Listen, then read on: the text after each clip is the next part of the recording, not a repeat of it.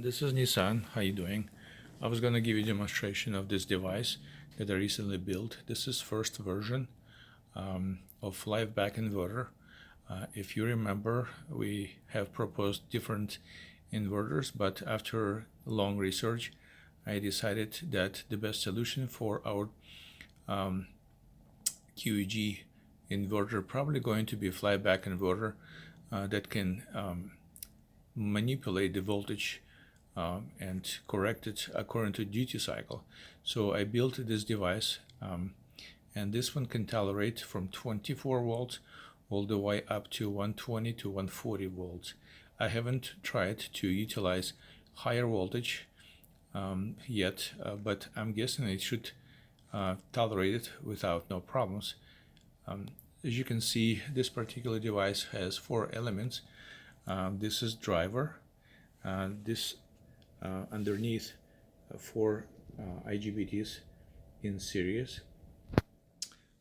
This is Flyback transformer with 2 windings, primary and secondary, and underneath set of capacitors with diode. This particular driver has 2 voltage stabilizers, one for 12 volts and the second one for 5 volts. This is all goes to chip based on one IR2113, which can tolerate 600 volts, and it works perfectly without problems. The message, actually the signal goes from the function generator down to 4 IR2113s through pulse transformers, completely isolated, and down to IGBTs. From there, from IGBTs, obviously it goes to the Flyback transformer and down to capacitors. Before I show a demonstration, I can show you some schematics that I use. This is a simplified version of the Flyback inverter. What you can see on this paper, it's actually on this particular device, but looks much more complex. This are the schematics. This is schematic of IR2110. This is the one that I used to build a driver. It's simplified version again. I used high side but not lower side, and I'll explain it down the road why I did that. Alright, this is actual demonstration. As you can see, these are 2 12 volt batteries, and I'm going to connect them, and they're in series. This voltage regulator shows that the battery has 23 volts and driver 20 kilohertz at 80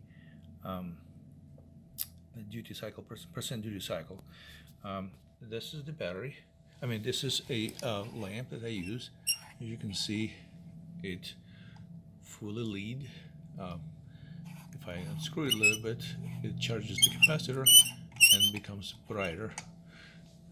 So with higher duty cycle, I would say 82, it becomes brighter. If I reduce the duty cycle to say 60, 68, as you can see, voltage drops. Let's go back to 90%.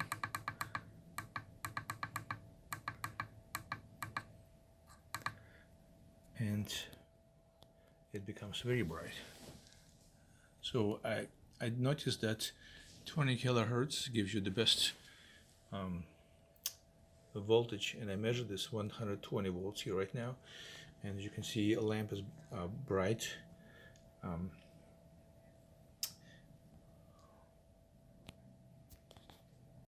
I am planning to show the second version of the device once I put it together.